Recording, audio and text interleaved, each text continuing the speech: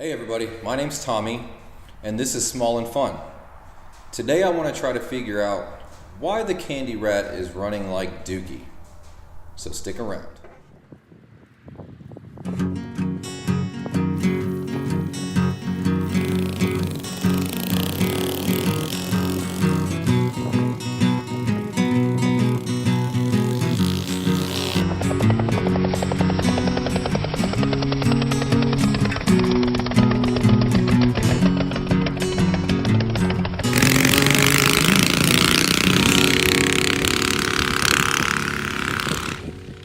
Okay, like I said, the Kandy Rat isn't quite running right. I'm going to give you a brief description of what's going on, and then we're going to get right into it, trying to figure this thing out. Okay, so a brief description of what's going on. I recently went through and rebuilt this whole go-kart like I had told you in earlier videos, and I really designed it to be built for me. And one of the sections I really tried to improve on the go-kart is the power and the drive. So that includes a live axle kit from Go Power Sports. That includes a bigger sprocket.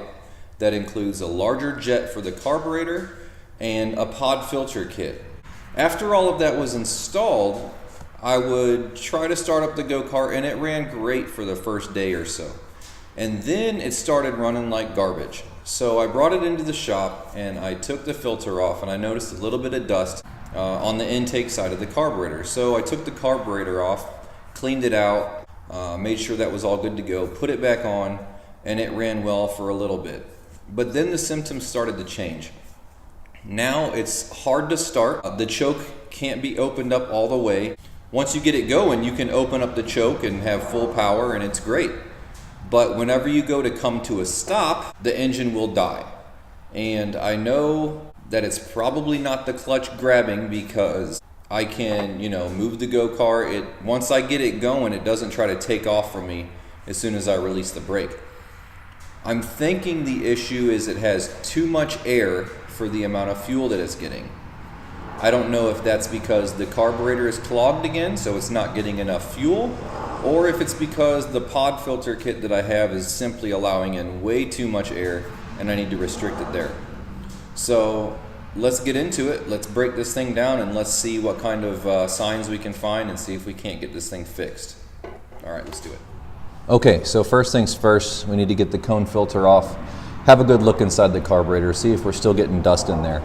I had put this piece of foam on the outside because that pod filter just does not stop dust.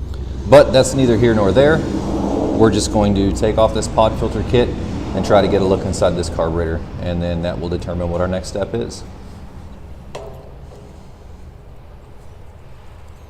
For my pod filter kit, it's just a simple band clamp. A flathead will work. You could also use a socket of the appropriate size, but I use the flathead, so I don't know what that size is right off the top of my head.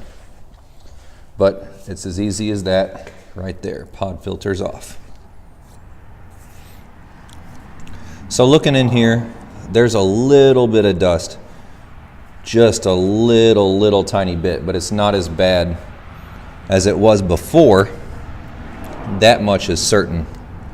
When I open up the butterfly, looking into the main jet area, there's almost no dust to speak of. I'm going to give you all a view in here so that you can see what I'm talking about. So here we are looking down the throat of my carburetor and the adapter kit. And as you can see, there's a little bit of dust in here, and I can wipe it away with my fingers. So I know in West Texas here, I should be thankful for a little bit of dust, but I'm going to go ahead and make the distinction that a little bit of dust is too much dust for me.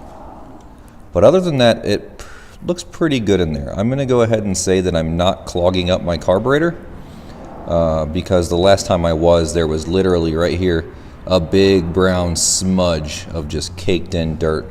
So I'm going to press on like it is not a gunked up carburetor. Okay, so now we got the air cleaner off, and I can see there's lots of dust on the foam that I installed. There's not a lot of dust in here. There's still more than I would like, and I've already thought of a plan for that. So I have a bunch more of this foam, and I got it at a hobby store here in town. And I don't like the fact that this thing looks so goofy. I really like the red cone filter that came with it, and I want to be able to see that. So what I'm going to try to do is I'm going to try to fill this with this foam, not this piece because it's covered in dust, but a new piece. I'm going to fill this with foam inside of here. And there's not enough space for a piece of foam to get sucked in there. It's going to be cut clean. There's not going to be a bunch of frayed pieces or anything. But it doesn't get hot enough or have enough vacuum here to suck this in there. So I'm going to fill this with like a, they call this a pre-filter. Well, I'm going to build myself a post filter, I guess you could say. But that's just a future plan. So moving on from there, I've further decided that I think I'm getting too much air for not enough fuel. And I don't think it's because of dust in the carburetor due to the lack of evidence that there is dust in the carburetor. So right now I'm going to move on to trying to figure out why else it's hard to start. Why else will it not stay running once you come to a stop? I don't want to change the jet out. I like the bigger jet. It comes out of corners better. With the stock jet, this thing just likes to bog down after you come out of a corner, and I don't like that. So that being said, I'm going to try to start this thing and see how it runs without the filter on there, and just kind of look at all different, you know, angles of this problem and see what we can figure out. So let's reposition the camera and do it.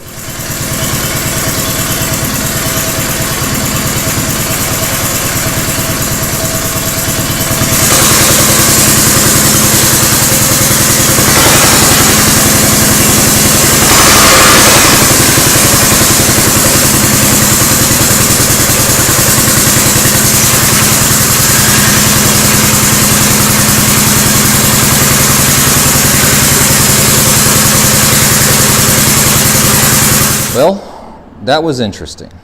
After looking into it further, it would appear as if my clutch is trying to grab at that low RPM. And I'm not sure, yeah, it is smoking hot. And I'm not sure if that's because the idle is set too high, or if that means that clutch is toast, which would be really discouraging because that's a brand new clutch.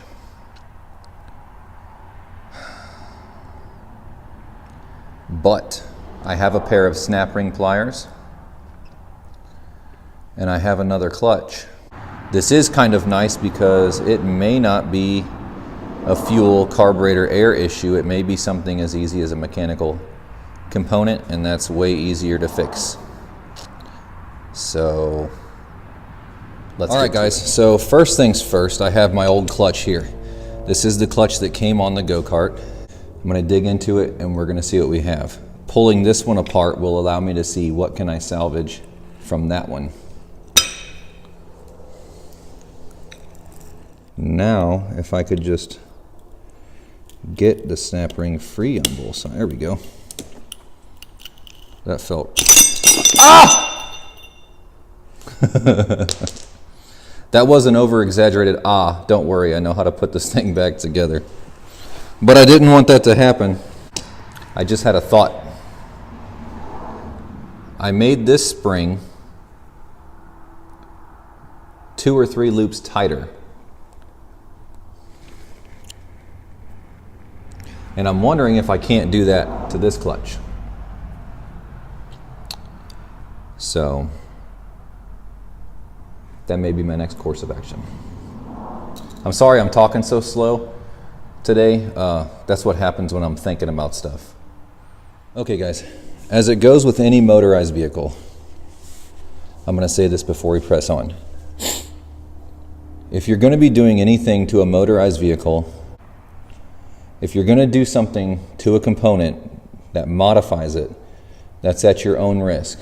Okay, there's a reason why clutches are so inexpensive and so easy to come by. But I simply want to do this just because I like fixing stuff myself. That's my choice. If you decide to do this to your go-kart, that's your choice as well. I have no responsibility if you mess up your clutch by trying this, okay? I'm not saying you will mess up your clutch. I'm not saying it's gonna work perfect. I'm just saying, you know, make your own decisions, be smart, okay guys? Anyways, pressing on. What we're gonna do now is we're gonna take this clutch apart. And what I've decided to do is, I've got this spring that is a little bit tighter, and I modified it because my old clutch was just grabbing too soon for my liking. And it was an old worn out clutch. I was trying to get better performance out of it. So I got the stock spring in here that is set up or per the factory and how they want it to perform. I'm going to put this spring in there, if it will fit, that has been tightened to give me a higher RPM takeoff. So in theory, that should keep it from grabbing at idle, and that should keep it from bogging down when I slow the cart down, because it will disengage at a higher RPM. That's the plan anyways. So let's see if we can get this thing apart. Now there's a good looking bushing right there. Nice looking tapered key.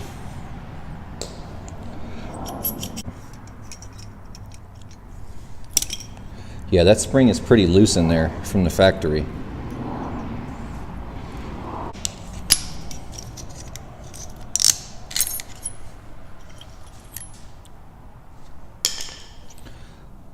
That was way more difficult than it needed to be. Okay, and now we can see the inner workings of this clutch, all right? You've got your clutch pads, and then you have your spring in here, okay? And that spring is set to a certain tension at the factory. And due to scientific algorithms and swamp gases and light refracting from Venus, they discover what tension the spring needs to be at to allow the clutches to engage at a certain RPM. It's pure science, you know. I don't expect you to understand. I don't understand. You know, it's just one of those things. Well, yeah, so now, as you can see how loose that is? That means as soon as this engine turns on, these clutches are just allowed to and engage. So I'm going to put this guy on here, and it looks like it's going to fit. So I'm going to put this guy in here, and hopefully that will keep them clutches from engaging too soon. This is the fun part. All right, this is the part that'll really, you know, there's a lot of phrases I could use right now, but since I might have young people watching, that'll really irritate you. Time to get in the serious position, the dominant position over the clutch. You have to show it that, you know, you're the boss. And if I were in a wolf pack, I would do that by standing over a lesser wolf than myself. In this case is the clutch. Sometimes the lesser wolf wins and becomes the new alpha male.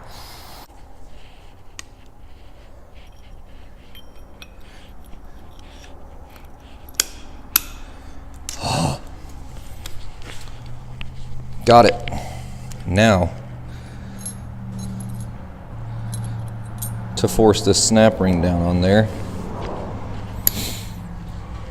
you know what I need? I need some clamps.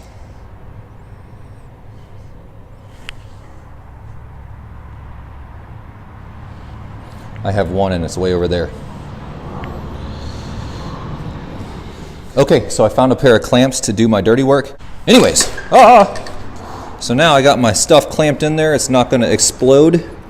And I'm going to try and get this snap ring back on there.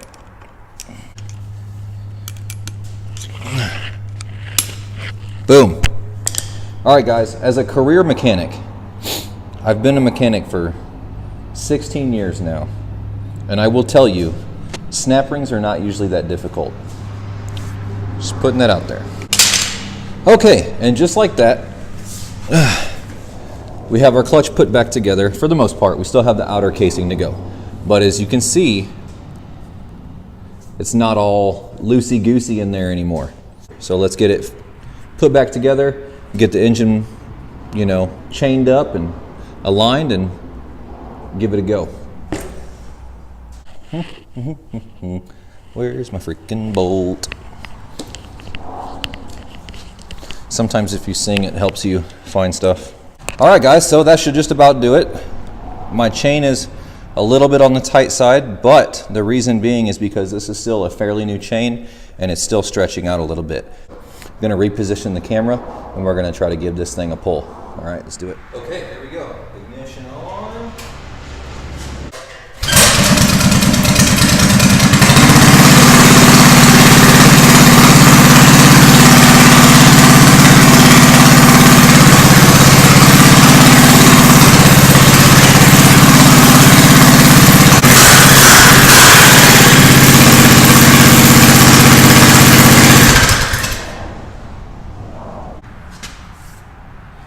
Sometimes you have to look outside the box. I thought I had an air to fuel ratio mixture. I thought I had a carburetor issue. I thought I had dust in my carburetor. And you've seen it here. As it worked out, I had a clutch that was engaging too soon. We are gonna go out to the track. I'm not gonna do any hot laps or anything. I'm gonna ride it around, make sure it stays on whenever I stop, and make sure that I get good throttle response.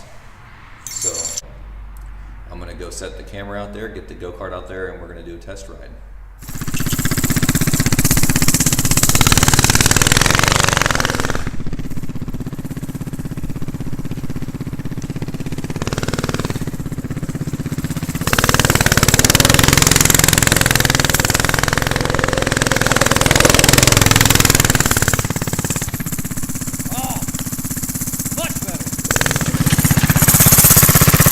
I love when a good plan comes together, and I love when plans don't go according. And I say that because I said I wasn't going to do any hot laps, but now that I have a victory, my adrenaline's going and I want to go fast. I'm not going to do a lot because you can't see the whole track from my camera, but I'm going to go play.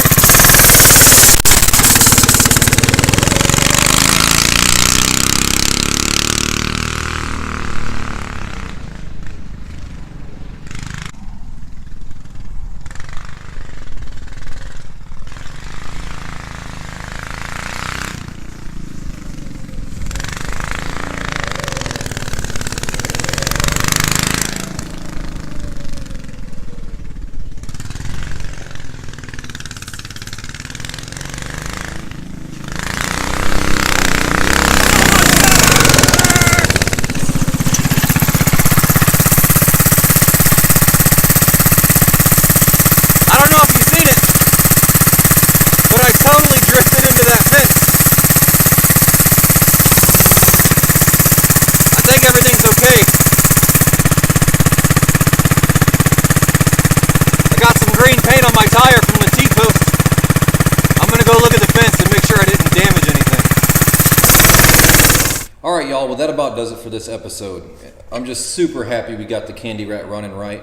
And that just goes to show you, look outside the box. Look at things that you don't necessarily suspect as being bad. I thought I had an air fuel dust problem, but what I really had was a clutch problem that was engaging too soon. You just got to look outside the box sometime. That being said, thanks guys for stopping in. I hope you liked the video. If you did, hit the like button. I hope you like the channel, and I hope you like where it's going, where the videos are starting to merge into a little bit better format. If you do, hit the subscribe button. And if you're hitting that subscribe button, you may as well hit the little bell so you know when I'm putting videos up. And leave a comment, please. That helps my videos get seen in the search bar. And right now, I'm not being seen in the search bar. But that's partially because I'm a brand new channel. So yeah, thanks for stopping by. Thanks for watching. Thanks for, you know, hopefully laughing a little bit. And just, man, I'm loving doing this. This is a fun hobby, and hopefully it can go places. So make sure you come back. Make sure you check out the channel again. Once again, I'm Tommy with Small and Fun, and we'll see you next time.